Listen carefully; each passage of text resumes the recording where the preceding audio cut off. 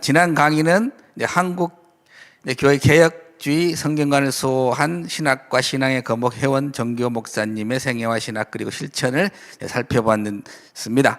지난번에 제가 미처 말씀을 못 드린 두 가지만 더 말씀을 드리고, 군목제도가 있지 않습니까? 근데 이 군목제도가 어떻게 제정이 되었는가 하는 것인데, 우리 한국 교회사를 쓰신 많은 훌륭하신 우리 교수님들, 우리 학자분들이 계시고, 이 부분에 대해서 다 언급한 것을 제가 보았습니다. 그런데 여기서 그 책들에는 그 해원 정교 목사님이 어떤 역할을 했는가 하는 내용은 없더라고요. 그런데 이 군목제도 제정에 이 회원이 공헌을 했습니다. 그래서 그 부분을 조금 추가적으로 설명을 하려고 하는 것입니다. 지금까지 실시되고 있는 군목제도는 대한예수교 장로회 총회 개를 이승만 그 대통령에게 건의함으로써 성사된 제도입니다.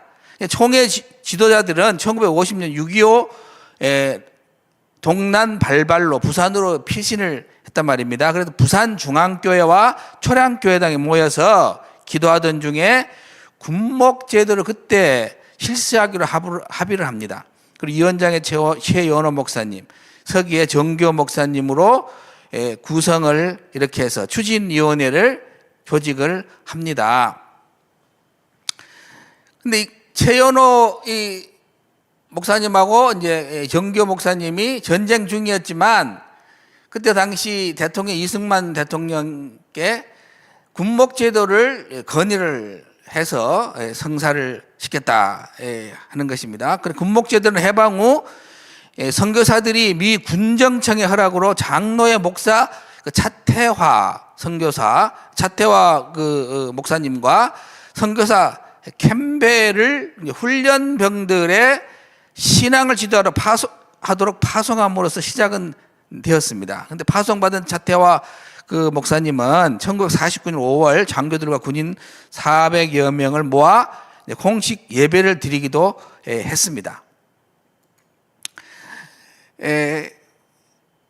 근데 하지만은 이승만 대통령의 그 허락을 받은 것은 언제냐면은 1950년 9월입니다. 그 이전에 그런 일이 있었지만은 정식 허락을 받아서 시작된 것이 1950년 9월이다 하는 것이고, 이제 회원이 쓴 신학적 입장에서 본 한국 장로교 상권과 또 본인의 그 일대기를 쓴 나의 나된 것, 그리고 김은수 그 교수님, 김은수 박사님의 한국 기독교회의 역사, 학원 내용을 다 엮어봐야 됩니다. 엮으면은 정확하게 군목제도가 어떻게 해서 이게 정식으로 국가의 허락을 받았는가가 나옵니다. 그래서 군목제도는 1950년 부산에서 이제 장로교 총회 지도자들이 보면 이름 나왔습니다. 한경직, 권현호, 노현진 등이 나왔는데요. 그 위원장에 이제 권현호 목사님, 서기는 정교 목사님으로 구성했고, 군목제도 추진위원장을 결정하고, 권현호 목사님하고 정교 목사님이 1950년 9월경 이승만 대통령에게 건의서를 제출을 함으로써 이게 본격적으로 이제 그 진행될 수 있는 기틀을 마련했다, 이렇게 보아야 합니다. 제출했죠. 그 다음에 넘어보면은 이쯤에 이제 그 미군 사령부의 군종 참모가 이제 벳넷이었습니다. 벳넷 대령인데요. 이게 또 보류되었던 군목제도의 필요성을 또 메가더 사령관에게 전달합니다. 그러니까 우리가 총회에서도 이 일을 이승만 대통령에 건의를 하고, 또 미군 쪽에서도 이 일을 같이 지금 동시에 한다, 이 말입니다. 그런데 대체적으로 이 부분이 지금 말씀드리고 있는 군종 참모 그 베넷이 한 이 이야기들이 대체적으로 한국 교회사에 이게 조명이 되어 있는 거 있습니다. 정교 목사님 등 우리 총회에서 한 것은 조금 약간 좀 부족하게 다뤄져 있습니다. 그래서 지금 말씀을 드리는 것입니다. 그래서 메가더는 이제 베넷의 건의를 신중하게 받아서 이승만 대통령을 만나 군복제도의 중요성을 설명하고, 이승만 대통령은 장로의 건의서와 메가더의 요청을 수락했다. 이게 중요하거든요. 그러니까 장로회의 건의서와 메가더 요구를 같이 수락한 거예요. 그때 이제 참모총장이 정일권이라는 분인데 이분이 시국의 비상사태를 이유로 반대를 했다고 그래요. 그런데 이승만 대통령이 군목제도를 허락을 했다는 것입니다. 그러므로 우리가 지금의 군목제도 정책에 회원의 공헌이 크다. 이 말씀을 드리고자 하는 것입니다. 또 하나 중요한 것은 구역공가를 하잖아요. 근데 이 구역공가가 저도 궁금했습니다. 도대체 구역공가책은 어떻게 해서 만들어졌을까? 어느 교단에서 누가 만들었냐? 근데 정확하게 더 따져볼 수도 있겠습니다만 지금까지 한국 교회사 책에도 별로 이렇게 자세하게 제가 아직까지 못 봤어요. 더 찾아보면은 모르겠습니다만은 제가 정확하게 파악한 것에 의하면은 이 공가책을 회원이 광주중앙교회 담임 목사로 심호하실 때 공가책이 발행이 됐다는 것입니다. 그래서 한국교회 공가가 중앙교회가 시발점이고 광주중앙교회 1972년까지 담임을 정교 목사님 하셨는데 그때 김창래 목사님, 소천하신 김창래 목사님이라는 분, 그다음에 저라고 드리게 인용한 것입니다. 공호영 목사님이라는 분이 저에게 증언을 해주신 거예요. 이 공호영 목사님이 그때 당 부교역자였는데 구역 예배용 공가를 만들어 사용하라고 그 지시를 하셨다는 거예요. 정교 목사님이. 그래서 구역 공가 책이 정식으로 발간이 있다는 거예요. 그전에는 그냥 간단하게 사용을 해가지고 구역 공가용으로 썼는데 정식으로 책을 만들었다는 거예요. 여기 나와 있죠. 프린터로 간단하게 사용하였다 했고, 얼마가 이런 식으로 구역 공가를 만들어 사용하다가 내용이 관리되지 않고 사라지는 것이 안타깝기도 하고 사용하기 불편하기도 해서 건의를 했다는 거죠. 그래서 정교 목사님께 책으로 발간하면 좋겠습니다 했더니 그때 정 목사님이 좋다. 그래서 그거를 수용을 해 주셔가지고 이 공가책이 발행했다는 것입니다. 그래서 1973년부터 구역공가책이 정식으로 발간이 됩니다. 최초로 구역 예배 공가책을 호남대회 이름으로 발간한 것이 당시 합동총회 호남대회장이 정교 목사님이셨기 때문에 가능했다. 그 당시에는 합동총회가 대회제가 있었습니다. 지금은 이제 그 뒤에 없어졌는데요. 그때 호남대회장이 정교 목사님이었는데 그때 그 호남대회장 이름으로 대회 이름으로 공가책이 처음 발간됐답니다. 그래서 구역 예배는 그 이름 그대로 예배 형태를 갖추지만 구역별 성경 공부 성격이 강하다는 점으로 볼 때 회원의 그 개혁주의 성경관이 구역 예배 공가책 발행에도 영향을 미칠 것이다라고 제가 이거는 해석을 하는 것입니다. 구역 공가책을 중요하고 왜냐하면 성경을 가르치는데 구역 공가를 해서 주일학교 공가는 이제 저희가 그 전부터 나왔습니다만 장로는 1938년으로 기억하고 있는데 장로의 감리 따로 이제 했죠. 그 전에는 같이 하다가 그리고 그렇게 해서 주일학교 이제 공가책은 정식으로 우리가 만들었단 말입니다. 그 이전까지는 미국이나 이런 세계 주일학교 주일학교 연합회에서 만들어낸 공가책을 받아가지고 그걸 번역해가지고 썼단 말입니다. 그래서 주일학교 공가책은 진작부터 나와 있었지만은 구역 공가는 이렇게 1973년에 발행으로 정식을 했다. 이 말씀을 드리고 이번 주 강의를 시작하도록 하겠습니다. 한국 교회 성경관을 이제 수호한 조선신학교 학생들인데 여기는 처음 안 나왔습니다만 제가 이제 추가한 것이 51인 신앙 동지회가 굉장히 중요합니다. 한국 교회가 건강하게 성장한 이유의 핵심에는 초기 그 장로교회나 감리교 선교사님들이요, 성경은 성령으로 영감된 하나님의 말씀이라는 성경관 신학의 터 위에 교회를 세웠기 때문에 가능했습니다. 근데 한국 교회의 이제 성경 비평학이 즉 특히 역사 비평학적 성경관이 본격적으로 들어오는 것은 저희 이쪽 부분은 관심 있는 분들은 이미 잘 아시는 것입니다. 1930년대 이후이고 성경 비평 신학은 1939년 조선신학교 설립을 기점으로 한국 교회에 유입되기 시작합니다. 조선신학교는 이제 평양신학교가 문을 닫으니까 만들어졌습니다.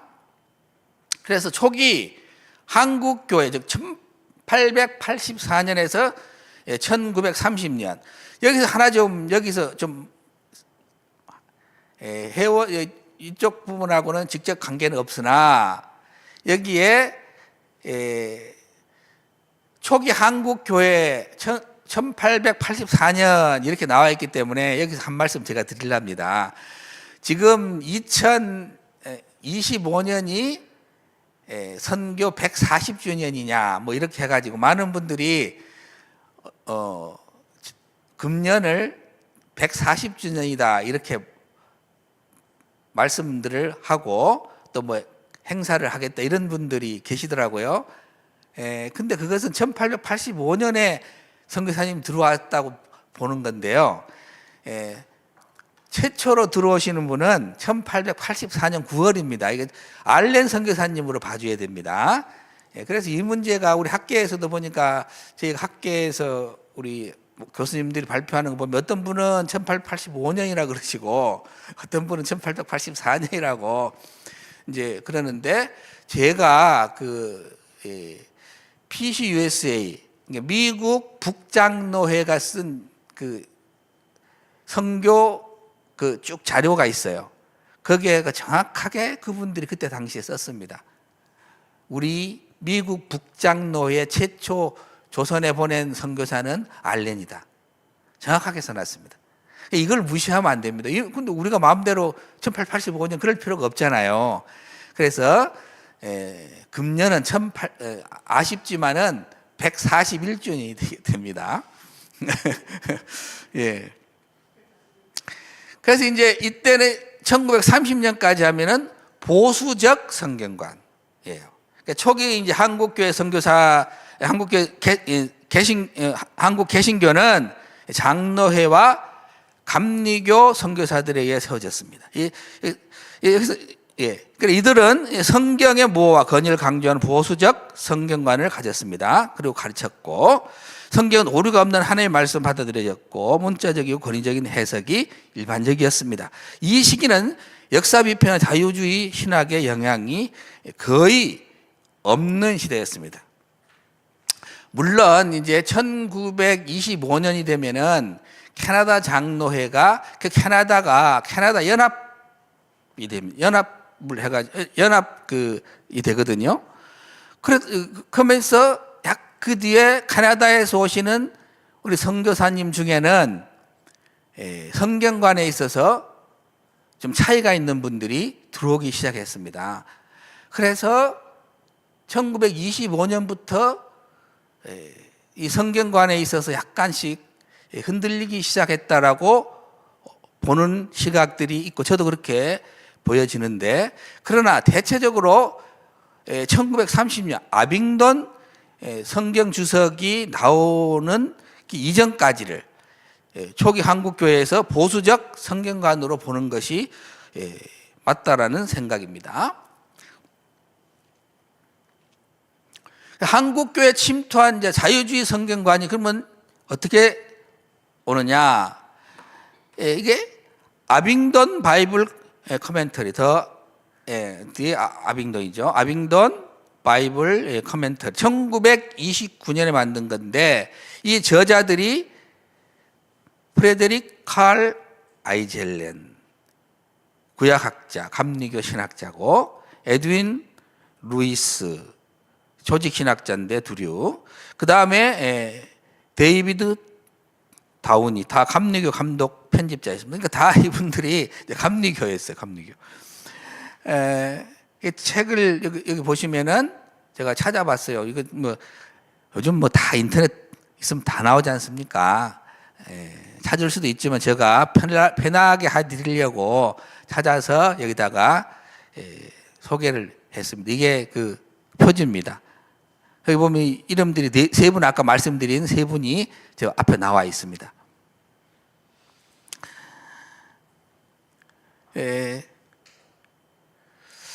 그래서 아빙돈 성경 주석의 그 뭐가 문제냐?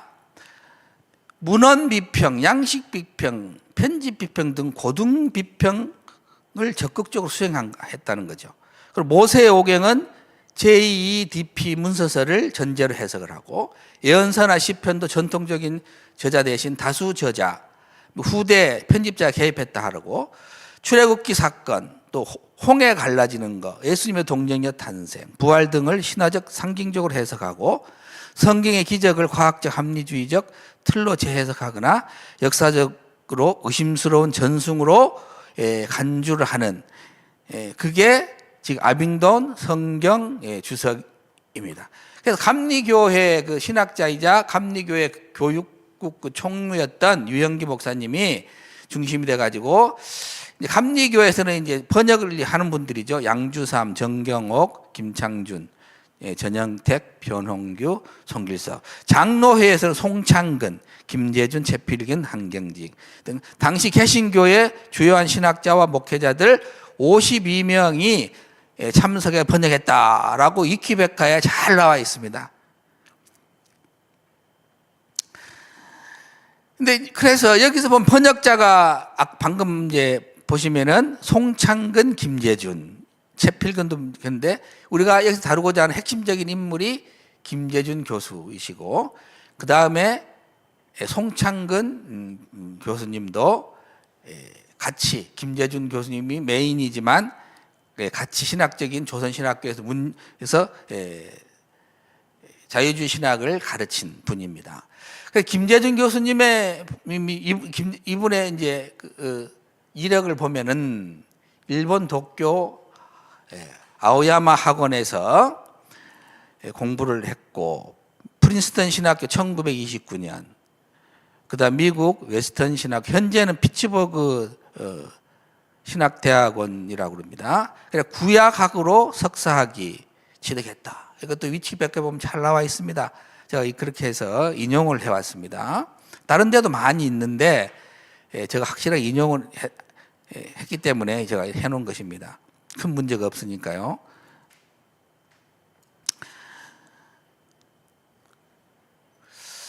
그 다음에 아빙동 성경 주석을 신학교 교재로 도입을 한 분이 김재준 교수이십니다. 그래서 조선신학교 1939년에 조선신학교가 설립해서 1940년 쭉 이제 이어지는데, 그 일제 신사참배 강요로 평양신학교 폐쇄하자 순수한 조선인이 교육하고 교육받는 신학교 필요성을 느껴서 조선신학교를 설립을 했고, 여기서 문제가 돼서 교단이 나눠졌고, 교단이 나눠지면서 이제 한국 기독교 장로회가 생겼지 않습니까? 그래서 지금은 한신대학교가 조선신학교입니다. 자유주의 신학과 역사 비평학을 한국에 소개를 했습니다. 그래서 이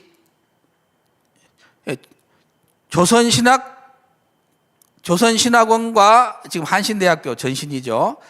경동교회를 각각 설립을 이분이 하셨고, 김재준 교수님이 한신대 교수님 학장을 나중에 역임받고, 이게 얘기 말씀드리냐면은 이분의 공헌임을 참 높이 사요. 일반적으로는 한국 기독교 장로회를 창립하기도 했고, 한신대 명예학장 지내고 기장총회장도 지냈다.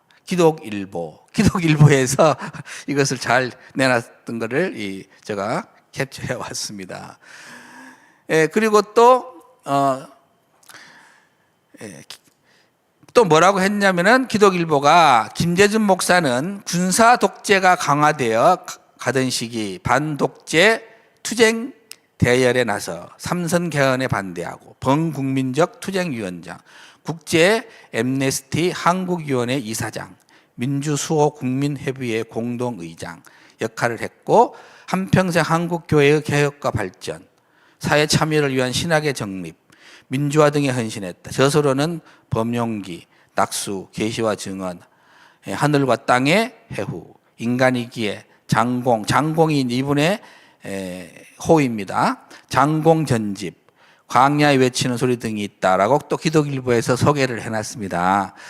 혹시 이제 이분을 또 너무 신학적으로만 막 또 잘못됐다고 하면은 이분을 하는 분들이 왜 또 공헌한 것은 다 뺐냐 할까봐 공헌한 이렇게 이분이 했는데 이것은 이제 공헌했느냐 안 했느냐 두 번째입니다. 재해석을 해봐야 되는데 일반적으로 이렇게 한다는 걸 지금 설명해 드리는 것이지 이렇게 잘 하신 분이다라고 하는 것은 다 해석을 해봐야 우리 신학하고 맞게끔 이분이 활동을 했는지는 따져봐야 될 일이지만 이런 일들을 했다는 걸 소개하는 차원이라는 것을 그렇게 이해해 주시고 제가 이렇게 잘했다고 이렇게 칭찬하는 그런 것은 아니라는 걸 꼭 알아주셔서 오해 없으시기면 감사하겠습니다.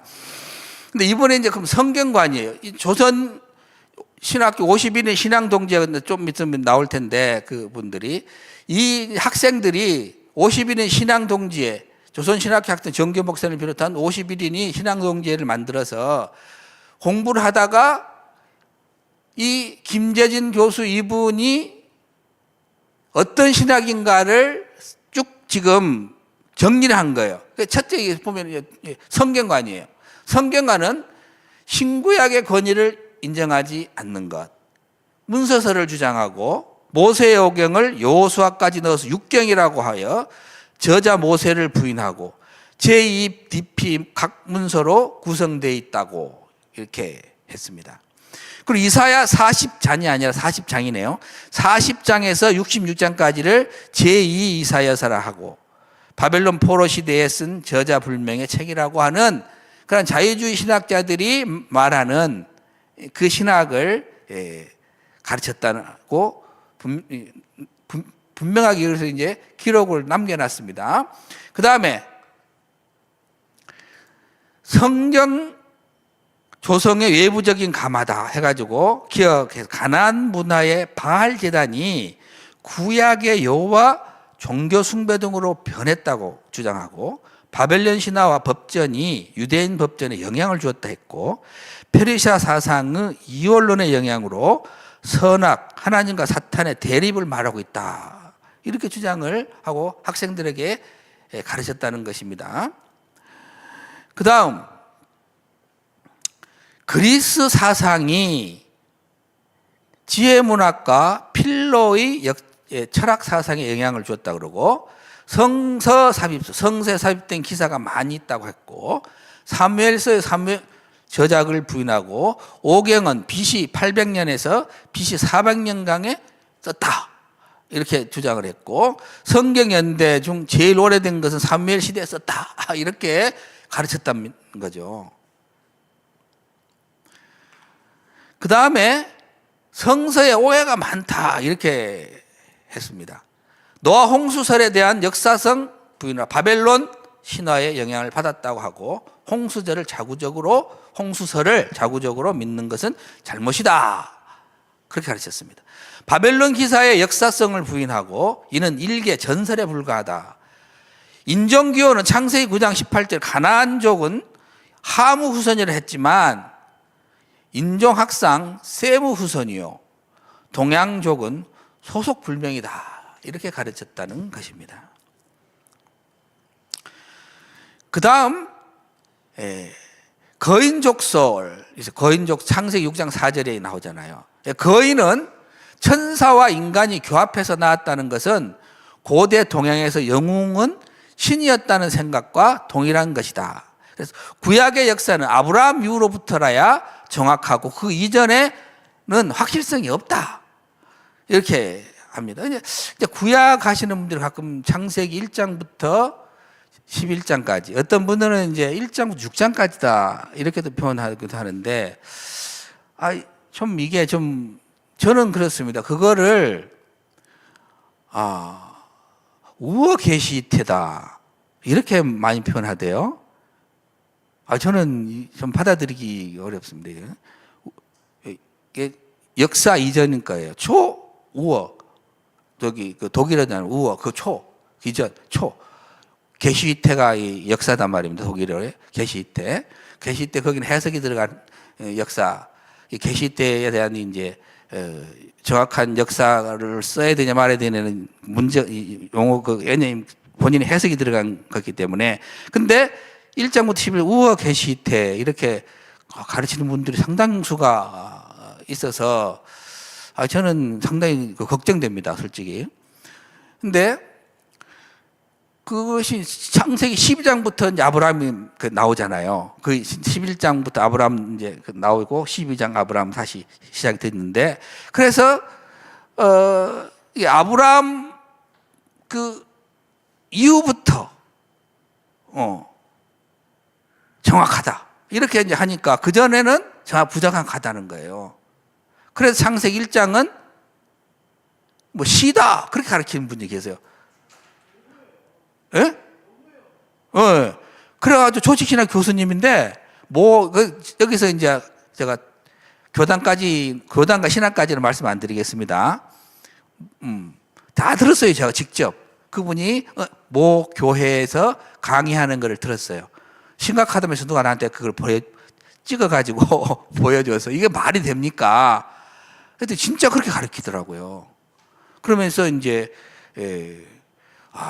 이게 너무 심각하고 그분 그렇게 배워가지고 지금 목회하시는 분들이 많아요. 그 교단에 그 교수님 소식신학 교수님이 지금도 가르친다고 지금 제가 알고 있습니다. 그래 그 신학교에 가지 말고 우리 광신대로 오라 하시오. 제가 이제 그래서 그쪽에 있는 분들이 저희 그 학교로 뭐 총신부로 합신 다 마찬가지입니다만은 건전한 거기에 소속되어 있는 목사님들이 또 걱정을 하는 거예요. 그래서 차라리 합동에 있는 또는 합신 이런 건전한 그 학교에서 좀 신대원을 자녀를 보내는 경우도 있어요. 그리고 나서 거기서 공부를 하고 다시 와라 우리 교단으로 이렇게 한답니다. 공부는 자녀를 거기서 본인이 소속되어 있는 학교에다 안 보내는 분들도 계세요. 그 정도로 이런 문제에 대해서 좀 그 보수적인 그 교단의 보수적인 목사님들은 굉장히 우려를 하고 계시는 분들이 많이 계시더라고요. 그 다음에 여리고성의 함락인데 여리고성의 함락은 정신적인 승리다. 구약 문서설에 의하면 노예법이나 부정사상 등은 각 법전에 따라 사상적 차이가 있는데 이것은 시대적 변천과 저작권 차이로 인해 생긴 것이다. 이렇게 가르쳤다 하는 것입니다. 그 다음 이제 성경관에 대해서는 여기서 이 정도 이분이 성경관에 대한 거고, 교리 문제 다음에 있습니다. 이 교리 문제가 나왔는데요. 이 교리 문제는 제가 지금 여기서 된 건 아닌데 어제 지난 토요일 날 학회에서 우리 김성욱 교수님이라고 외신대학교 김성욱 교수님이 이분이 독일에서 하르낙을 가지고 박사학위를 했어요. 그래서 하르낙을 했느냐 했더니 하르낙을 비판한 거예요. 근데 그분이 독일에서 공부를 하고 오신 지가 오래됐는데 그때 당시에도 하려다가 밑에 시간이 없어가지고 못한 것이 있는데 그 하르낙의 그 교리사와 관련되는 거였대요. 그래서 이번에 본인이 연구를 해가지고 옛날에 자기가 아쉬웠던 거를 발표하겠다고. 그래서 발표를 해주셨어요. 발표를 하는데 하르낙이 저도 갖고 있는데 하르낙이 쓴 교리사가 7권인가를 제가 기억하고 있습니다. 번역대에서 나온 거. 근데 안 읽었어요. 하르낙 아이고 뭐 하르낙 자유주의자 이렇게 해가지고 지금 읽으면 뭐 하냐. 그래서 읽지는 않았는데 그래도 저는 그랬습니다. 교리사에 대해서 연구해가지고 역사를 잘 썼는가 보다 그러면서 자기 관점으로 썼는가겠지 했는데 김석욱 교수님이 뭐라 그러냐면은 교리사라고 이름만 붙였지 교리사 이 자체를 없애버리려고 쓴 거래요. 이름은 교리사라고 했지만 하르낙이. 그래서 교리 없는 교회라는 말이 나오는 거예요. 그래서 그때 하르낙에게 그 교리 문제를 그 독일에 있는 교회가 맡겨놔가지고 뭐 22살인가 박사가 됐대요. 20살 때 학교 들어갔는데 얼마나 천재가 돼가지고 얼마나 이 사람 똑똑한지. 그래서 이분한테다가 그 무슨 교리 문제를 맡겼는데 이분한테 맡기면서 교리 없는 교회 이거에 나와가지고 뭐라 그러냐면 그때부터 독일 교회가 무너지기 시작했다 이렇게 발표를 하는 것을 들어봤습니다. 제가 뭐 구체적으로 연구를 안 했기 때문에 근데 이 교리가 굉장히 중요한 교리가 그래서 어떤 분은 이제 교리에서 우리가 건물을 짓는데 기둥을 세우지 않습니까? 기둥을 세워서 건물을 짓는데 나중에 그 건물에서 걸작거리는 것이 뭐예요? 기둥이네, 기둥. 근데 우리 교회에, 우리 신학에 또는 교회에 기둥이 뭐냐면 교리라는 건데 잘 이제 교회가 세워져 가고 이렇게 있으니까 교리가 거추장스럽다고 교리를 없애버리자 건물을 무너뜨리자는 말과 똑같은 거죠. 네, 그런 이야기도 하고 하는 것을 들어봤는데 이게 교리가 굉장히 중요합니다. 김재준 목사님이 집필한 세 사람 제11호 정통신학에 대한 비난. 정통신학은 신신학보다 더 정교하게 위장한 실제적 인본주의, 정통적 이단이라고 운운하고 또 신학과 3학년 교수 시간에 정통인지 밥통인지 모르겠다 이렇게 했다는 것입니다. 근데 이분이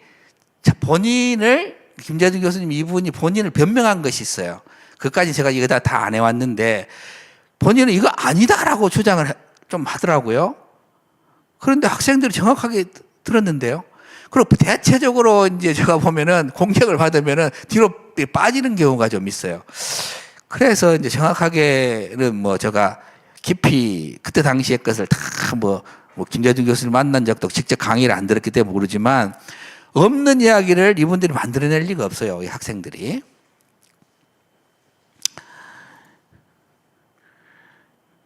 그 다음 김재준 이 교수님, 이 목사님이 구약 신학 그 시간에 시해가 아니라 시간에 신구약에 있어서 그 교리의 체계 세움을 비난하여 성경은 교리의 교과서가 아니다. 신구약 전체를 뒤지면서 삼위일체 교리를 찾아내고자 함은 어리석음이니 하나님은 성경의 교리를 가르치지 않았다. 이렇게 했다는 것입니다. 그래서 하나님께서 인간을 가르치는 데 있어서 구약과 신약에는 정도의 분간이 있다. 이것을 억지로 교리로 만들면 잘못이다. 유대인은 구약 역사를 교리적 독단으로 편애했는 고로 과학적 정확을 기록한 것이 아니라 이렇게 했다는 거죠. 그리고 예정론에 있어서 금년 3월 졸업반의 조직신학 구원론 시간에 김재준 목사님은 자기는 예정론에 대해 침이 없다고 말하면서 결국 칼빈의 예정론은 결국 숙명론으로 돌아간다고 했다는 것입니다. 이게 지금 학생들이 진정서를 쓰면서 한 거예요. 50인의 신앙독 정교 목사님 회원을 비롯해서 50인의 지금 그 동지회에서 총회에다가 지금 진정서를 하면서 하는 거기 때문에 문구가 이런 것입니다. 그 문구를 따왔기 때문에 그렇습니다. 그 다음 미국 정통파의 거장 메이천 비난하고 그 일파가 1930년 총회에서 성직을 박탈당하고 프린스턴 신학에서 분리하여 웨스트민스터 신학교를 설립하였는데 얼마 안 되는 학생을 데리고 자기네들끼리 또 분열했다 하면서 현재는 조선 내에도 이 계통의 신학자가 활약하고 있으니 학생들은 주의해라 이렇게 했답니다. 예, 이렇게 하냐 얼마나 답답해요. 그 다음에 계시 종교와 원시 종교의 역사적 그 관련성을 말하는 로버트 스미스의 책을 읽으라 권하고, 그가 이설을 주장하다 스코틀랜드에서 쫓겨났으나 10년도 못 되어 그의 설은 긍정되고 말았다 하여 유아의 성장처럼 하나님 종교도 원시 종교에서 점점 성장을 했다, 이렇게 가르쳤습니다. 이건 진짜. 그 다음에 이제 구약 천당이나 지옥 사상도 오랜 후대인 헬라 파사 시대에 발달한 것이요, 계명 중 4개 주는 땅에서 장수하리라고 한 말은 당시 이 세상 관념이 아직 발달 안 되었던 고로 이 지상에서의 복을 약속한 것이다, 이제 이렇게 설명을 했다는 것입니다. 그 다음 교리에서는 그렇게 하고, 이제 신관에서는 종교관인데요, 신관에서 또 문제가 있는 거죠. 이 신관에 대해서 에타 린네만이 이 신관하면서 칼 바르트 이야기를 했던 것을 기억이 납니다. 칼 바르트는 자기가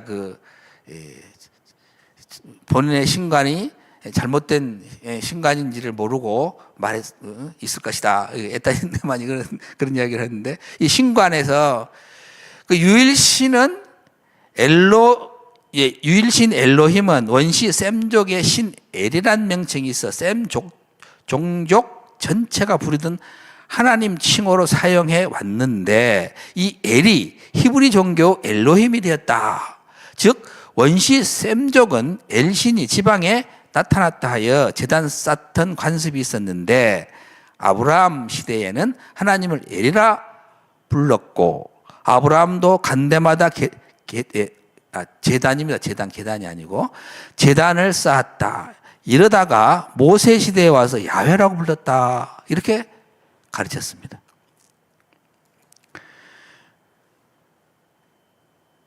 그래, 아브라함은 원시 셈족 중에서 나와 유일신을 믿는 첫사람이라 할 수 있다, 이렇게 말했고, 종교 진화적 입장에 입각하여 볼 때 히브리 구약 종교는 원시 종족의 종교 분위기 속에서 발달한 것인데, 원시 종교의 더러운 것이 아브라함이나 모세 등으로 점점 자랐던 것이다.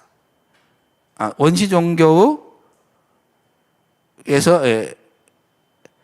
전지 종교, 이게 좀 잘못된 것 같아요. 내려온 것이, 그렇게 봐야 될 것 같은데요.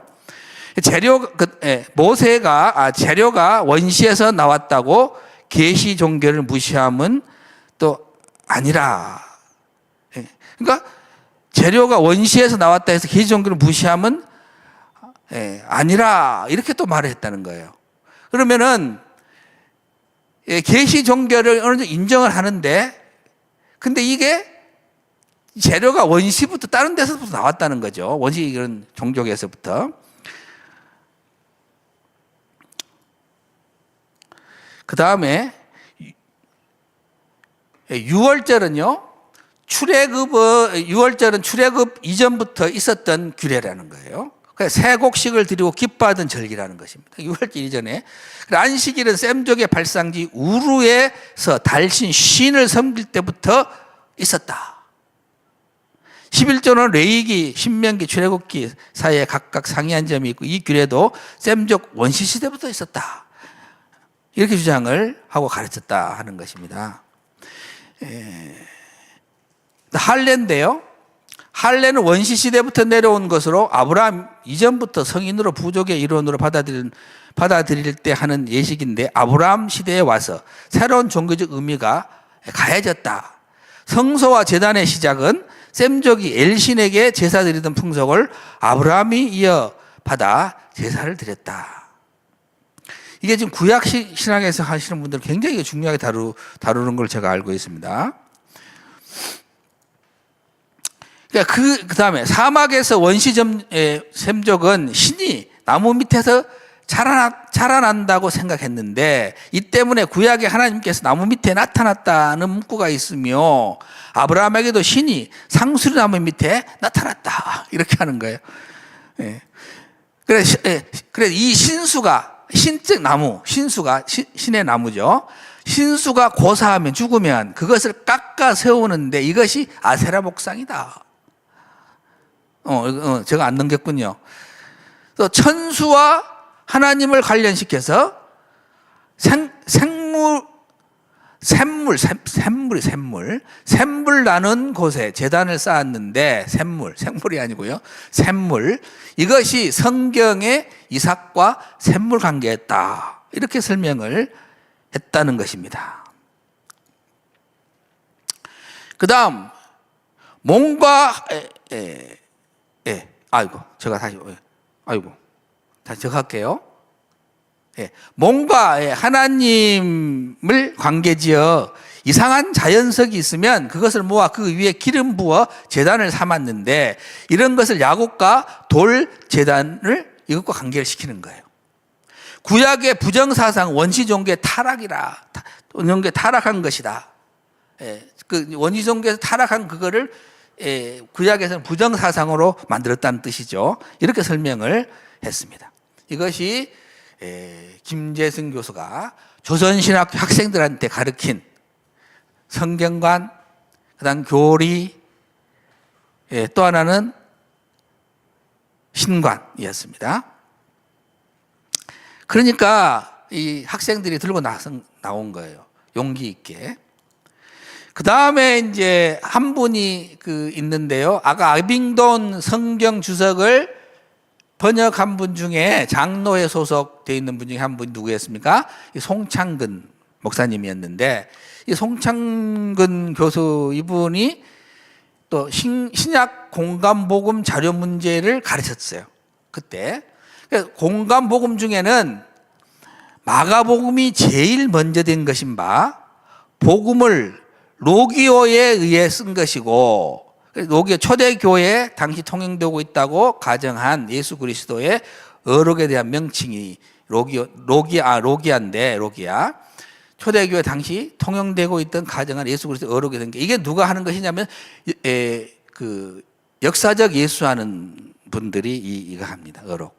근데 그 기록된 거, 라이마루스루 이런 분들을 비롯해서 역사적 예수를 하는 분들이 하는 일이에요. 이 이야기를 이 송창근이라는 교수님이 이 이야기를 한 것입니다. 그래서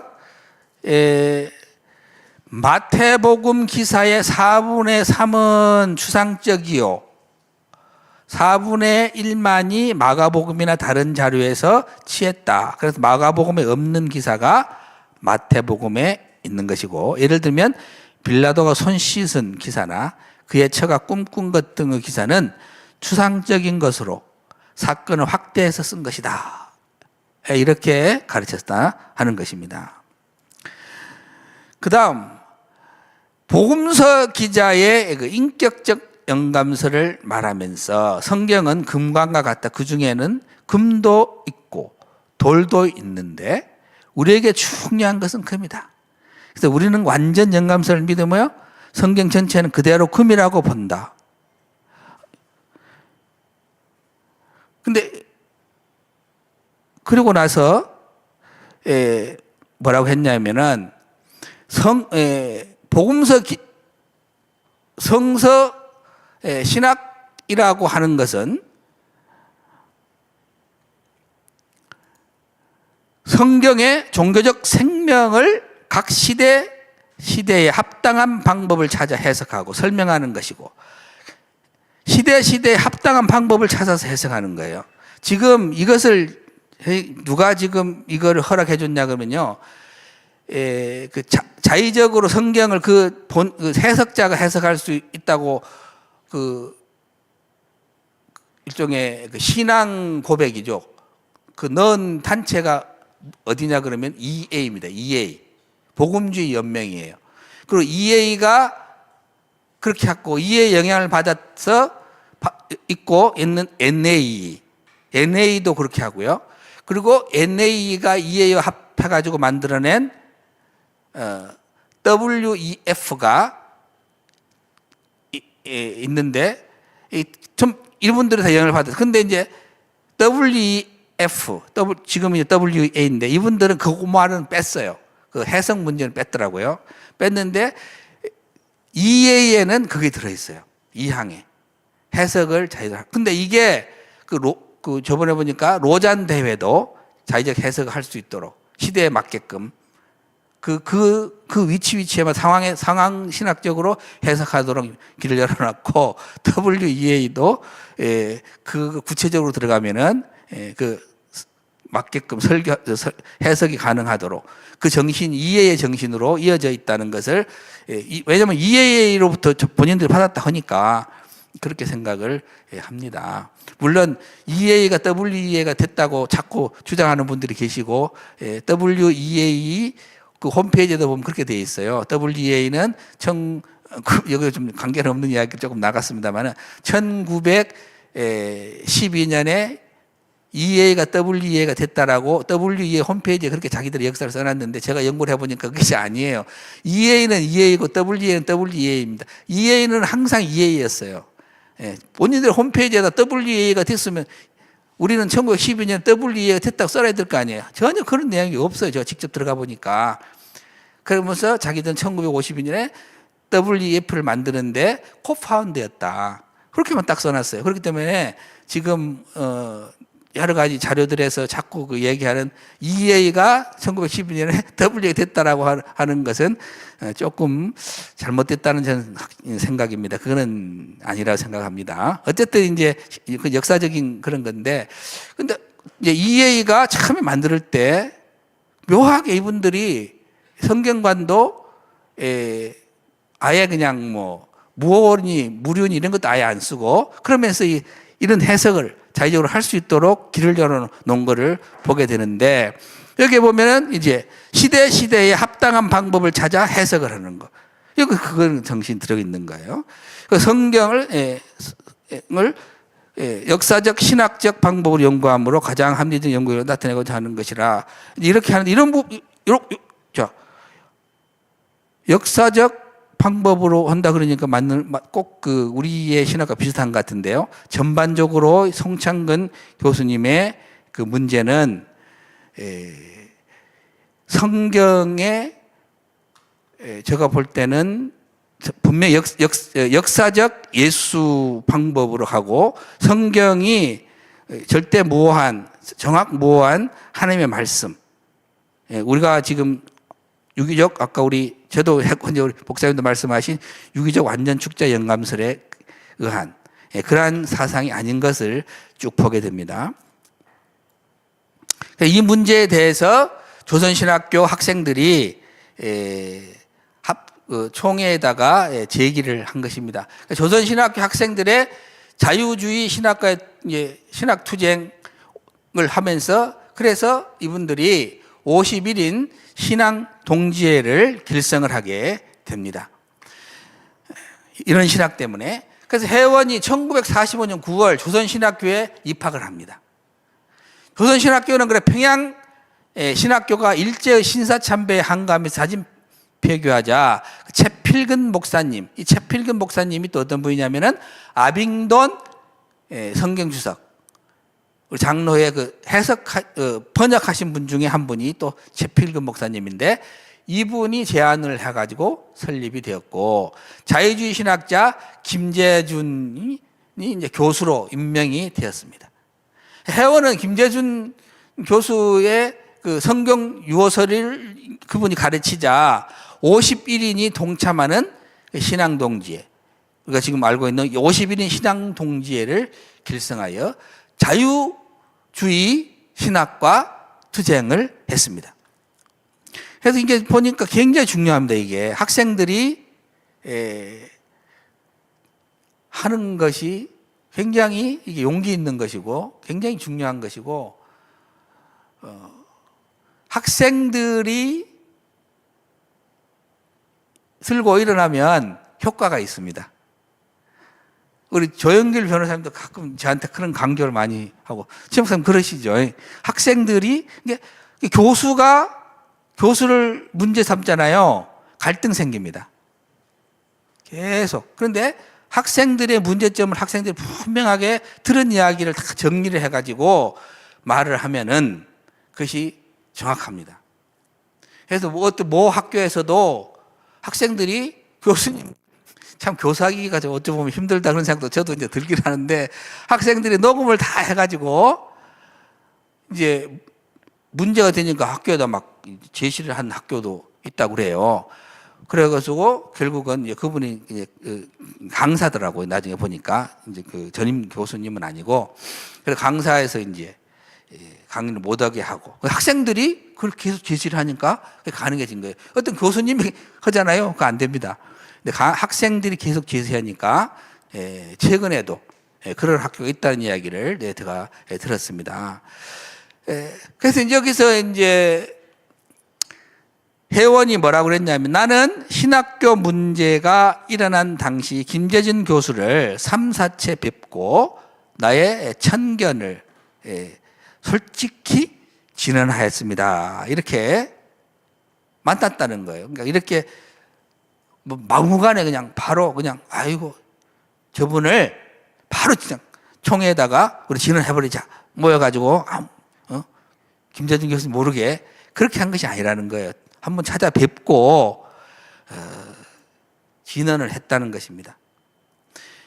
그것은 다른 것이 아니라 우리 조선이 만일 선생님이 가르치는 고등비판 모세오경의 문서서를 말하고 구약의 홍수설 바벨탑 등 기타 이적을 신화로 모는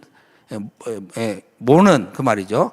성경관을 가지고 예수를 믿는다면 고등비평 신신학이 발생한 독일과 같이 우리 조선도 망할 것이고, 고등비평에 기초한 기독교를 받아들인 일본의 기독교가 흥하지 못하다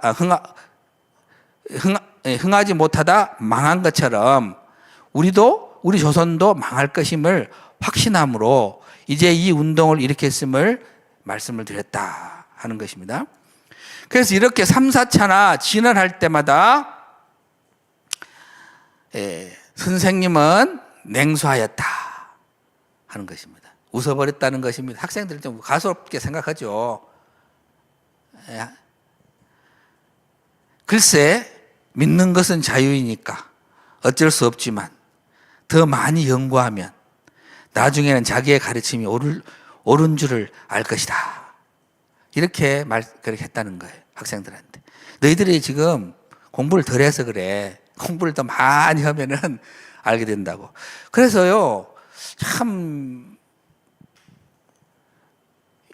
자유주의적인 신학 사상을 가진 분들이, 신학자들이 보수주의, 개혁주의 신학을 가진 분들한테 가끔 이와 같은 표현을 합니다. 그래서 제가 아는 어떤 장로님이 아주 오래전에 그 말씀 하시더라고요.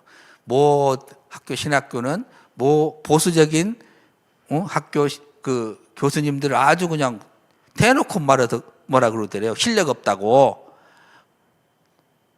그래, 그 말이 뭔 말이에요? 이런 말이에요. 공부를 덜 해가지고 성경에 하나님 말씀을 전적으로 믿고 저 사람들은 저러니 공부를 덜 해서 그런다. 그 의미예요. 누가 들으면은 진짜 막 그런 줄 착각할 거 아니에요. 그 의미를 알면은 얼마나 그 말 하는 그분들이 정말 잘못됐다는 것을 분명하게 알게 됩니다. 그래서 혹시 이 지금 유튜브를 보는데 학생들이 계시면은 정말 제가 오늘 이거 뭐 많이 들으셨겠습니다만 또 귀담아 들으시고, 그런 이야기 하는 뭐 학자나 주변에 교수님 계시면 그대로 믿으면 안 됩니다. 의심을 해야 됩니다. 의심. 예? 알면은 솔직히 얼마나 알겠습니까? 다 뭐 비슷합니다. 그 다음에 회원과 50일인 신앙동지회는 조선신학교 내에 있는 자유주의 신학자들과 투쟁을 했습니다. 그 당시 남부총회로부터 직영신학교로 인준받은 조선신학교가 자유주의로 진행되고 있는 현실을 그냥 묵과할 수 없었던 정교는 정통신학을 사랑하는 51인으로 구성된 신앙동지회를 조직하여 제33회 우리 그 조선 예수교 장로회 총회 1947년 4월 있었던 대구 제1교회에서 소집된 있는데요. 이때 진정서, 탄원서를 제출을 하게 됩니다. 그리고 총회는 이 50인인 학생들의 진정서가 이유가 있다, 그렇게 보고 조사위원을 내서 총회에서 자유주의 신학을 타파하는데 앞장서게 되는 이런 일들을 조선신학교 학생들이 하게 되었습니다. 그래서 이와 관련돼 가지고 이제 그때 당시 경기노회 소속이었어요. 김재준 교수님이 경기노회 소속되어 있는데, 경기노회에 제가 그때 당시에 다 연구해가 논문도 썼습니다. 근데 그건 저는 여기서는 설명하지 않겠습니다만은, 그때 경기노회에서 김재준 교수 문제를 또 어떻게 설랑살리하고 하는 문제가 다 있습니다. 결국 그래가지고 WCC하고 연결돼가지고 또 김재준 교수 이거 연결 같이 돼가지고 합동 측이 그때 당시에 그 예장이 합동과 통합으로 결정적으로 나중에는 또 나누어지는 그런 일이 또 일어납니다. 이런 같이 연결돼 있어요. 김재준 교수님 그거는 기장으로 나중에 가고, 거기에 있는 경기노회에 있는 분들도 많이 기장으로 갔더라고요. 상당히 많이 기장으로 가셨는데, 근데 이거다가 또 계속 연결돼가 WCC까지 연결돼가지고 또 예장이 이제 나눠진 것을 경기노회 그 역사를 제가 연구해달라고 그래가지고 한번 연구 발표하면서 좀 파악한 적이 있습니다. 그래서 이제 이 정도 해서 우리 조선신학 학생들이 그 일을 했다는 거 설명을 마치고요. 그것 때문에 아까 우리 저번에 제가 잠깐 설명을 언급했고, 우리 최 목사님께서 서두에 소개 말씀하실 때도 잠깐 언급한 그 신학교 설립이 있습니다. 그래서 이분이 신학교가 얼마나 중요하다는 걸 안 거예요. 그래서 바른 신학교를 세워야 되겠다 생각한 거죠. 그래서 거기 도저히 이제 안 물러나니까 바르게 신학교를 세웁시다 하고 거기서 나와요. 그리고 이제 그 조선신학교는 기장으로 가버리고, 한신대학교가 지금 됐다고 초대 제가 말씀을 드렸습니다. 그래서 장로의 신학교 설립에 공헌을 합니다. 물론 이제 경남으로 가가지고 이제 왔다 갔다 하는 그 과정이 있는데, 그 생략하고 장로의 신학교 설립을 공헌하는데, 이 장로의 신학교가 바로 지금의 총신대학교입니다. 해원은 조선신학교가 자유주의 신학의 산실로 변하자 해원과 50인의 신앙동지의 회원들이 자퇴하여 노량진에 있는 일본인 주택이었던 빈집을 빌려서 임시 거처로 일단 삼았습니다. 그러니까 용기 있게 나온 거예요. 나와야 됩니다. 이게 안에서 투쟁 끝까지 하기는 쉽진 않더라고요. 청교도들도 마찬가지. 그 실패했거든요. 나와야 돼요. 그들은 나와야 된다 그러니까 또 다른 생각도 하고 계시는 분들도 안에서 투쟁을 해서 바르게 할 수 있으면 하시면 좋고요. 좋습니다. 그런데 대체적으로 쉽지는 않더라고요. 그래서 안 되면, 그래서 프린스턴에서 안 되니까 메이천이 나온 거예요. 갖고 이제 그렇게 되면 분열주의가 몰아지고 좀 그런 걱정이 좀 되긴 합니다만은, 그래도 바른 신학을 정립하기 위해서 새로 또 시작을 해야만이 훨씬 더 효과가 있지 않을까요? 이것은 제 그냥 생각만 말씀드리는 것이고, 모든 우리 목사님들, 교수님들, 학자분들, 학생들 생각이 다 다를 줄로 압니다. 그래서 이렇게 이제 거처를 삼 나와가지고 이제 50인인 학생들, 그리고 그타 이제 50인인 신앙 동지를 따라 나온 학생들은 보수 신학과 신앙을 파수한다는 긍지와 믿음으로써 날마다 기도와 신앙 연구에 힘쓰던 고려신학교 송상석이 만주 봉천에 있는 박형룡을 귀국케 하여 교장으로 추대한다는 말을 듣게 되고, 그래서 51인 이 신앙 동지회는 자기들의 명의로 이제 박형룡 박사에게 보내는 귀국 탄원서를 작성해서 송 목사에게 주었고, 박형룡 박사는 1947년 9월 20일 서울로 귀국을 하고, 그래서 박영 박사님은 서울에 도착하여 50인의 신앙동지회 회장 회원과 학생들에게 말을 합니다. 뭐라고 말을 하냐? 학생들의 탄원 서한이 없었던 들 귀국의 결심은 나지 않았을는지도 모르는데 하면서 한국 교회는 아직도 살아있구나 생각할 때 기국하자 하는 마음이 불일 듯 일어났다. 그래서 이분들이 이제 공헌이 크다 하는 것을 있습니다. 근데 거의 다 이제 끝났습니다. 장로의 신학교 설립은 서울에서는 이승로 쭉 이름 있고 원로 목사 여한수 쭉 이름들이 있습니다. 그리고 조선신학교는 신학교로 작용화되었으므로 부산은 그리고 고시는 전국 교회를 포용할 능력이 없고 신학교는 서울에 있어야 한다는 의견. 그래서 이러한 의견의 일치를 본 것이 총회의 신학 문제 대책위원회가 그래서 1948년 5월 20일 장로의 신학교 설립을 가결하는 결정적인 역할을 하였다 하는 것입니다. 이런 과정에서 장로의 신학교가 만들어지고 지금 총신이죠. 그렇지만은 이제 박형룡 박사님을 교장으로 하는 장로의 신학교가 개교하는데 이제 주축이 된 인물들은 하구회장 회원을 중심으로 하는 하고들과 그러니까 총회에서 이렇게 인준해서 했지만 그 말입니다. 했지만은 그런데 핵심적으로 회원을 중심으로 한 하고들과 50인의 신앙 동지 회원들이 있었다는 것입니다.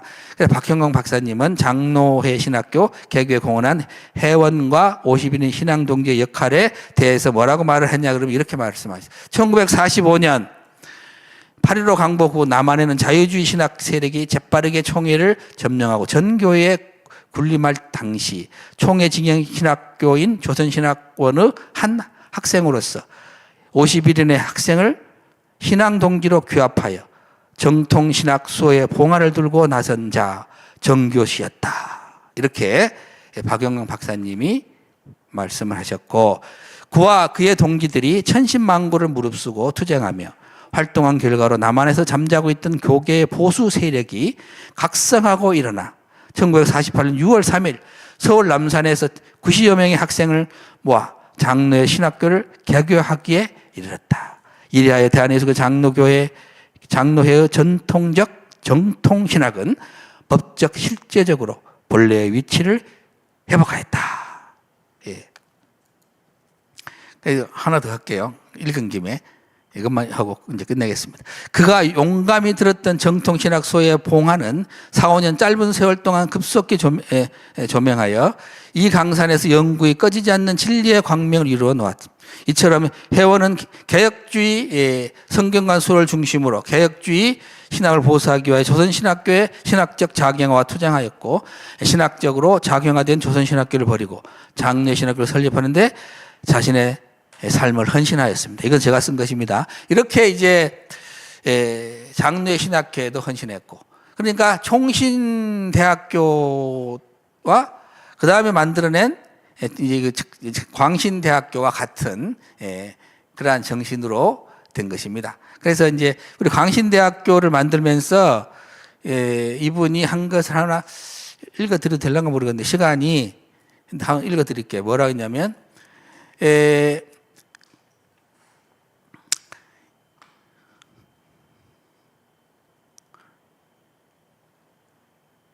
네.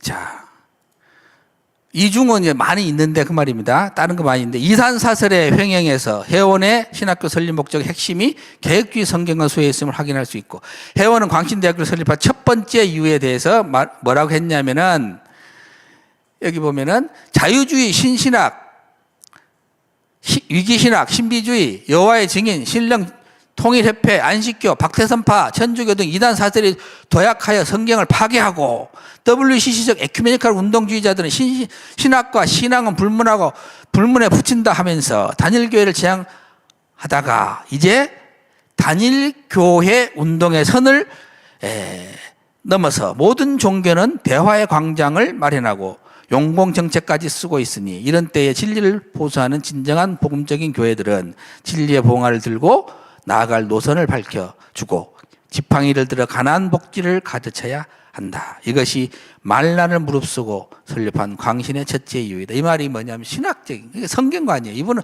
오직 그런 것이 그거예요. 바른 신학, 바른 성경관을 바른 교리 이를 가르치는 학교를 해서 학생들, 목회자들을 또 신학자를 배출하고자 하는 염원에서 이렇게 했다는 것을 그래서 이 평생에 이분의 삶이 이랬다 하는 것을 하면서 쭉 넘어가랍니다. 쭉 넘어가고 제가 이제 뭐 몇 가지를 썼어요. 이분이 썼는데, 그래서 잘못하면은 이분을 이제 많은 사람들이 막 분열주의자, 지역주의자, 교권주의자 막 그렇게 막 해요. 근데 그거 아니에요. 쭉 제가 보니까 그건 오해더라고요. 성경관이에요. 바른 성경을 수호하고 이걸 바른 교리를 수호하고 가르치는 이 일에 이분이 헌신한 거예요. 그러다 보니까 그것하고 틀리면 이분은 그냥 투쟁하는 거예요. 예, 그렇게 봐줘야지. 그걸 다 빼버리고 해버리면 이렇게 돼버려요. 지역주의자 되고요, 교권주의자 되고요, 분열주의자 돼버립니다. 근데 그것을 핵심을 간과하면, 그러니까 오해하면은 안 되겠다 하는 말씀을 드리면서, 회원의 유산은 회원 정교는 개혁주의 성경관을 지키며 한국교회를 수호한 거룩한 본보기였습니다.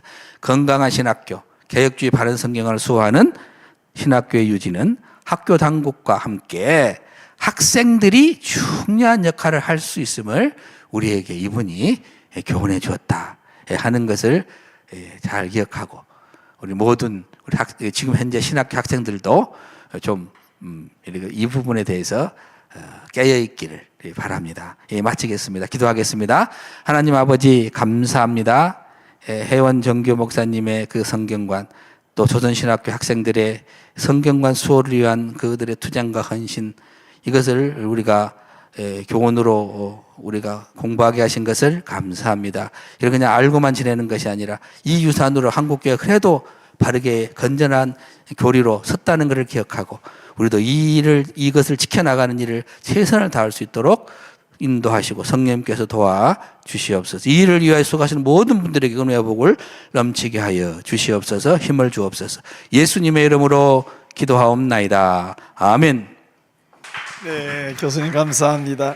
지난주 강의에서 조금 의락되었던 부분에 대해서 두 가지 더 말씀을 해 주셨는데, 우리나라에 군목 제도가 있어서 젊은이들이 복음만으로 들어오는데 얼마나 큰 영향을 미치고 한국교회의 부흥에도 크게 공헌했는데, 바로 이 군목 제도를 추진하는 일에 있어서 추진위원회의 서기를 맡았다. 여러분 그거 아십니까? 어떤 단체에 회장이 있고 서기가 있으면 회장이 다 하는 것으로 모두가 나타나지만 실제적인 역할은 어떤 단체든지 그래요. 서기가 다 하거든요.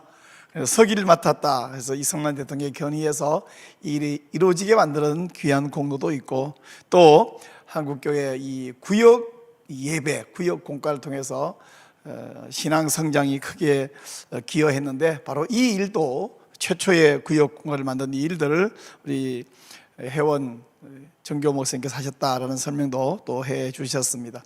오늘 강의에서 한국교회 개혁주의 성경관을 수호한 조선신학교 학생들, 이런 제목으로 말씀을 해 주셨는데, 이런 조선신학교 학생들이 왜 학생들이 조용히 교수시킨 대로 공부하면 되지 이런 일을 했어야만 했느냐, 이 결정적 이유들을 설명을 해 주셨습니다.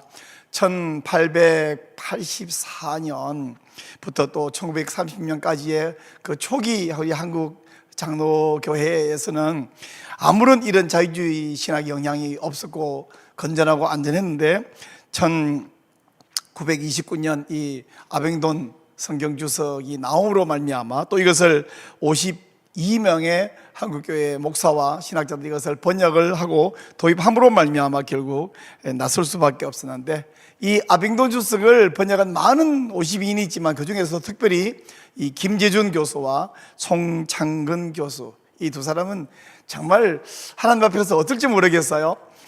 지금도 이런 사들을 받들고 따르고 있는 우리 기장 측과 한신대학교 많은 교수 목사들이 있는데 참 걱정되는 분들이고 정말 하나님 앞에 곤란한 사람들입니다. 하여간 이 김재준이 저는 이런 분을 보고 교수님 이렇게 갖다 붙이고 싶은 마음이 크게 없어요. 김재준이 아뱅돈 주석을 신학교 교재로 도입하고요, 또 이분은 조선신학교도 세우고 경동교회도 세우고 기장을 설립하고 또 여러 공로라고 말하고 싶지 않습니다. 한국교회를 허무는 이 일에 앞장섰던 분입니다. 신구약 성경 권위도 인용하지 않고요, 문서설 주장하고 모세 육경 주장하고 JEDP 벨하우젠의 JEDP 이론도 주장을 하고, 이사야서도 나머지는 40장 이후를 또 제2 이사야 주장하고 등등, 이거 다 설명하려고 그러면 정말 입이 아프죠. 이런 김재준 교수의 잘못된 성경을 신화로 몰아가고요, 성경이 바빌론과 또 바사의 그런 여러 신화적 혹은 종교적 영향으로 말미암아 후대에 형성된 것을 BC 1500년에 있는 모세의 그 권위에 갖다 붙여서 모세오경이라 부른다, 뭐 이런 등등의 주장. 성경에 오류가 많다. 오류가 많으면 그러면 어느 부분은 오류인지 어느 부분은 맞는지 누가 판단해요? 자기가. 그러면 자기가 하나님 되겠네요. 이러면 어떻게 성경대로 믿느냐? 그러면 성경 다 버리고 떠나는 게 맞겠죠. 이런 사람은 신학교 교수나 목사가 아니라 성경을 허무는 사탄의 앞잡이 아닙니까? 또 이 김재준에 이어서 송창근이라는 이 사람도 공간복음의 자료 문제를 가지고 그것이 그 당시 초대 교회에 떠돌던 자료들을 가지고 유대 종교를 정당화하기 위한 문서일 뿐이다라고 이제 주장들을 하는데, 성서신학, 이분들은 또 성경이라고도 부르지 않아요. 꼭 성서 이렇게만 부르는데, 성서신학의 목적이 성경의 종교적 생명을 각 시대에 합당한 방법으로 설명해 주는 것이다.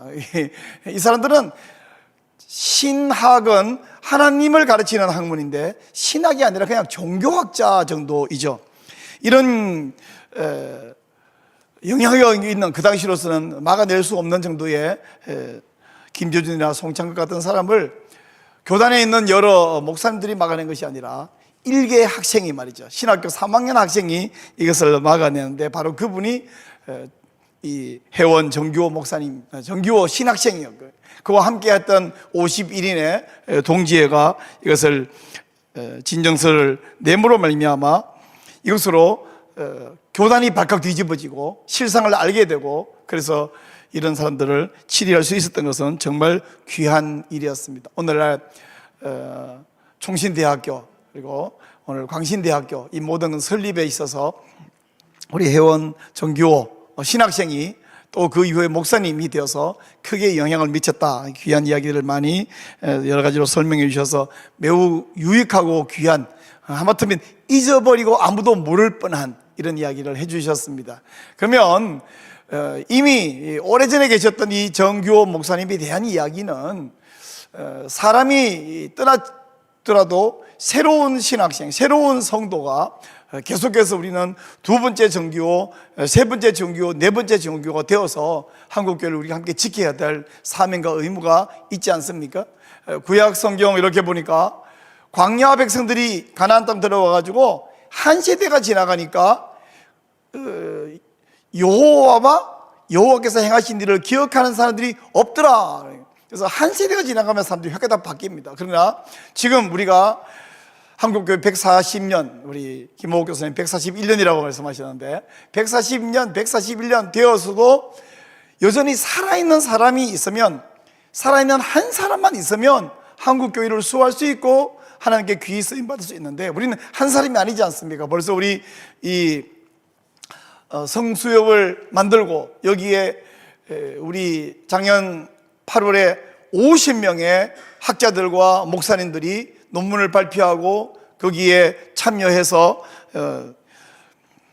함께 의견을 모으고요. 벌써 50명이 그렇게 함께했는데 그 이후에도 계속해서 동참을 하고 거기에 또 우리 200명 넘는 분들이 거기에 함께 서명을 하고 함께 시작했기 때문에 한국교회는 하나님께서 여전히 주목하고 계시고 여전히 사용하고 계시는 줄을 우리는 그 사실 하나만으로도 확신할 수 있다, 그렇게 생각이 듭니다. 지난주와 이번 주 이어서 김호욱 교수님께서 해원 정규호 목사님과 또 그 시대에 있었던 조선신학교 그 교수들의 그 안타까운 정황들과 함께 헌신했던 학생들에 관한 말씀을 이어서 해주셨는데, 혹 강의를 놓친 분이 있다면 강의를 좀 챙겨서 들으시면서 유익하기 바라고 함께 헌신해 주시기를 또한 부탁을 드립니다. 부탁드릴 말씀은요, 이 좋은 강의, 우리 김호욱 교수님 강의 지난주 이번주 굉장히 좋은데요, 이 강의 외에도 지금 31회까지 이어진 강의 하나하나가 주옥 같은 내용이고 다른 많은 분들이 모르고 있는 내용인데 나만 알고 있으면 안 되지 않습니까? 더 많은 분들이 이걸 들어야 되거든요. 그래서 공유를 해 주시는데 두 가지 방법이 있어요. 첫째는 오늘 이 강의의 링크를 여러분의 지인들과 단톡방들에 보내주시길 바랍니다. 요즘은 단톡방 개수가 하도 많다 보니까 또 하나 올라왔나 보다 하고 지나가는 경향이 있어서 좀 수고스러워도 한 명 한 명에게 보내주면 더 효과가 있을 것 같습니다. 또 한 가지 방법이 있다면 역시 효과적인 방법인데요, 이 성수협 이 내용을 여러분이 운영하고 있는 그 유튜브 채널에 이 영상을 업로드 해 주셔서 더 많은 분들이 볼 수 있도록 해 주시는 것입니다. 그래서 여러분이 운영하는 유튜브 채널에 성수역 강의 내용을 공유하기를 원하시는 분은 지금 화면에 나가 있는 전화번호 있죠? 우리 간사님에게, PD님에게 연락해서 이쪽으로 문자 보내시면 됩니다. 해서 채널을 공유해 주시면 성수역 강의도 더 많이 공유돼서 좋은과 동시에 여러분의 채널이 매우 풍요로워지고 양질로 질이 상승하게 되어서 여러분의 채널에도 아마 구독자가 늘어나게 될 것이라고 생각합니다. 실제로 많은 교회의 채널이 지금 그렇게 운영되고 있는데 여러분도 동참해 주시기를 바랍니다. 또 한 가지 광고는요, 우리 월요일 오후 3시마다 하고 있는 이 성수협 귀한 강좌, 그리고 정기경론과 기도회 외에 우리 조영길 변호사님, 조영길 장로님께서 지금 장로님이 개별적으로 책을 열심히 읽고 공부하시다가 지금은 이제 신학대학원 3학년 1학기 이제 거의 끝나갈 무렵인데요. 보통의 신학교 학생 한 3학년 되면 대단하지 않습니다만은 조영길이라는 이 사람은 하나님 앞에서 귀하게 특별하게 쓰고 계십니다.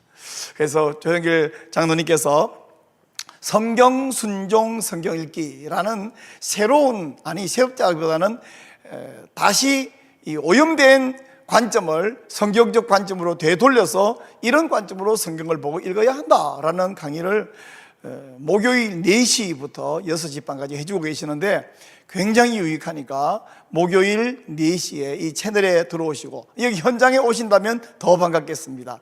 우리 차바 강의실에 오시면 훨씬 더 환영합니다. 저녁도 제공해 드립니다.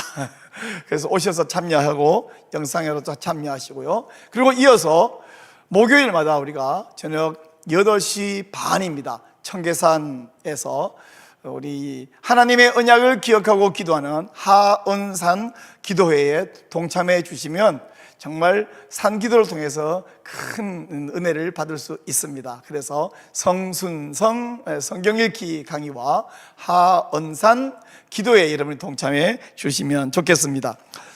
오늘 31회 우리 성수협 정기 강론을 했고요. 다음 주에는 우리 김인영 장로님께서 오실 것입니다. 우리 김인영 장로님께서는 정치학 박사이시고요, 노원 창일교회 장로님이시면서 복음 언론인회 상임 대표이십니다. 이분이 전 KBS 보도본부장이셨거든요. 그래서 언론인으로서 또 귀하게 헌신하고 계셨는데, 그래서 다음 주에 우리 김인영 장로님께서 하실 강의의 제목은 시대와 언론입니다. 시대와 언론. 현장에 오셔서 강의 듣는 거 환영하고요.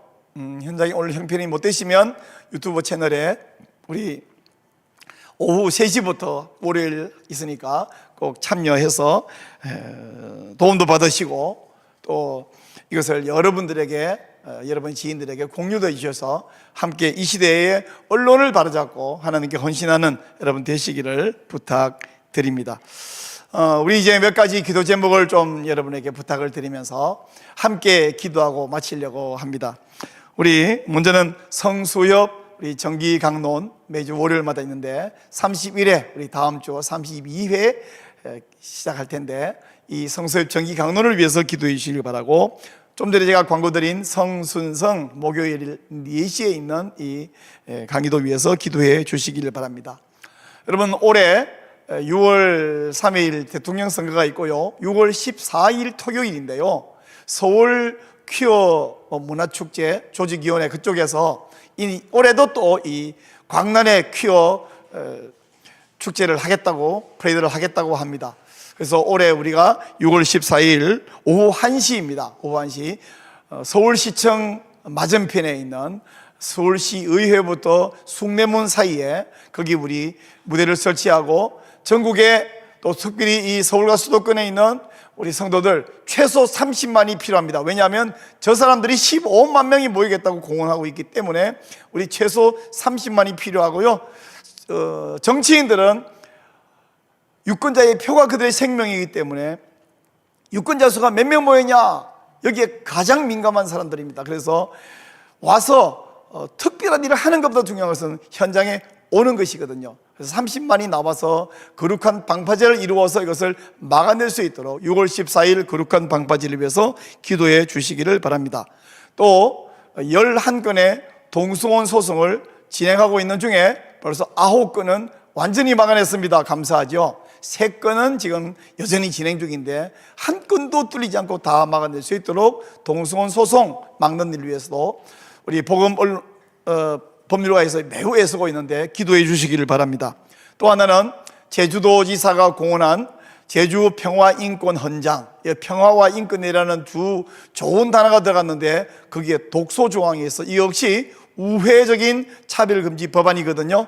제주 평화인권 헌장도 반드시 저지할 수 있도록 기도해 주시기를 바랍니다. 이 외에도 여러 종류의 유사 차별금지법 혹은 우회적 차별금지법을 끊임없이 발의하고 있고 우리는 반대 의견을 표현하고 막아내고 있는데 이런 유사 차별금지법도 한 건도 제정되지 않도록 꼭 하나님 은혜로 우리가 막아낼 수 있고 하나님 막아주시도록 기도해 주시기를 바랍니다. 제가 여러 가지 말씀을 해서 정리가 안 될 수 있는데 성수엽 성소성 강의 6월 14일 거룩한 방파제 그리고 동승원 소송 그리고 제주평화인권 헌장 저지 그리고 유사 차별금지법 저지를 위해서 기도해 주시기를 바랍니다. 우리 한번 주님의 이름을 간절하게 부른 다음에 합심해서 간절히 기도하도록 하겠습니다. 주여 하나님 아버지 감사합니다. 우리를 이 악한 시대에 사용해 주셔서 감사합니다. 하나님이여 저 악의 무리는 끊임없이 하나님의 귀한 교회를 허물어 버리고 이를 위해서 성경의 구기를 허물어 버리려고 작정하고 덤벼듭니다마는 하나님께 헌신한 여기 하나님의 종들이 있습니다. 우리를 비나서처럼 복되게 사용하여 주시옵소서. 하나님 지난주와 이번주 특별히 김혹 교수님을 통하여 하나님 한국교회가 하마터면 자유주의화 되고 성경 비평신학이 참된 신앙을 완전히 허물어 버릴 뻔한 위기에 회원 정규호 이분을 통하여 한국교회를 지킬 수 있었던 역사들을 다시 배우게 해주셔서 감사합니다. 하나님이여 우리가 이 강의를 통하여 새롭게 헌신하고 내가 바로 두 번째 회원, 세 번째 회원, 네 번째 회원 되어서 모든 성도와 모든 신학생과 모든 목사와 모든 선교사가 헌신하고 교회와 신학교와 선교 지역이 더러운 자유주의 신학에 오염되지 아니하고 성경 비평 신학에 물들지 아니하도록 지켜내는 하나님의 용사 비나스가 되게 하여 주시기를 간절히 소원하고 기도합니다. 계속해서 우리 성수여 강자를 복주시고 다음 주인 우리 김인영 장로를 통하여 이 시대와 언론에 대하여 말씀할 때에 하나님의 또한 큰 은혜를 베풀어 주시옵소서. 하나님이 이 강자가 더 많은 분들에게 영향을 미치고 공유되고 그래서 한국교회를 깨어내고 전세계 교회를 깨어낼 수 있는 은혜를 허락해 주옵소서. 목요일마다 진행되는 바른 관점의 성경 읽기 정순성 강의도 복주시고 우리 조영길 장로님을 복되게 귀하게 사용하여 주시옵소서. 하나님 모든 동성원 합법화 이 모든 추진을 막아내야겠습니다. 6월 14일에 있을 이 거룩한 방파제에 복주시고 전국의 모든 성도들이 작년 10월 27일처럼 위기감을 느끼고 달려나와서 막아내게 하여 주시며 또 복음 법률가회가 힘쓰고 있는 동성합법화 소송도 온전히 막아내게 도와주시옵소서. 제주평화인권 헌장도 하나님 재정을 저지하게 하시고 이외에 여러 이름으로 계속해서 공격해오고 있는 이 모든 유사 차별금지 막아내게 하시고 교서와 학교 안에 있는 이 성오염도 온전히 물리치고 막아낼 수 있는 은혜를 주님이 허락하여 주시옵소서. 하나님이여 동참한 모든 성도에게 복을 내려 주시옵소서. 우리 하나님 감사합니다. 한국교회를 정말 특별히 사랑해 주심을 감사드리옵나이다. 온 세계가 이 자유주의 신학, 성경 비평에 물들고 넘어질 때에도 한국교회의 초기에 건전한 사상, 믿음을 가진 신학장, 선교사들을 보내주시고 또 오염된 신학을 배워온 신학자들이 한국교회를 신학교부터 물들게 하고 있을 때에 이 일개 신학생이지만 하나님의 손에 비나스처럼 붙들린 정규호라는 학생을 일으키고 이분이 목회자가 되어서 한국교회의 이 자유주의 신학을 막아낼 수 있도록 사용해 주심을 감사드리옵나이다. 하나님, 우리가 모두 각성하여 정규호 목사님, 정규호 그 신학생의 그 정신, 그 헌신을 받아 함께 헌신하게 하여 주시옵소서. 하나님, 우리 성수협 정기 강론이 또 성순성 정기 강론이 이어짐에 따라서 우리가 성경을 생명으로 여기며 성경을 하나님으로 여기며 하나님 말씀을 붙들고 하나님 이 온갖 공격과 오염을 물리치며 거룩한 한국교회 거룩성을 지켜낼 수 있는 애를 허락하여 주옵소서. 한국교회가 거룩성을 지키고 유지함으로 전 세계에 무너진 성벽을 다시 쌓을 수 있는 도구로 하나님께 귀히 쓰임받게 하여 주시옵소서. 오늘 헌신하고 수고한 모든 분들에게 복 주시고 김옥 교수님에게 복 주셔서 계속해서 귀하게 사용하여 주옵소서. 또 이 강의에 동참한 귀한 성도님들, 영상에서 동참한 모든 분들 이후에도 이 영상을 시청하며 은혜를 받을 모든 성도들에게 은혜를 주셔서 하나님이 귀하게 사용하시고 한국교회에 더욱 복을 주시고 주님은 영광을 받아 주시옵소서. 하나님, 한 번 더 기도합니다. 6월 14일 거룩한 방파제에 30만 이상의 성도들이 달려나와서 이 더러운 퀴어 프레이드를 반드시 막아낼 수 있는 애를 허락하여 주시옵소서. 모든 말씀 주 예수님 이름으로 간절히 기도하옵나이다. 아멘. 우리 하나님께 영광을 돌려드립니다. 여러분 동참한 모든 분들에게 감사합니다. 예, 샬롬.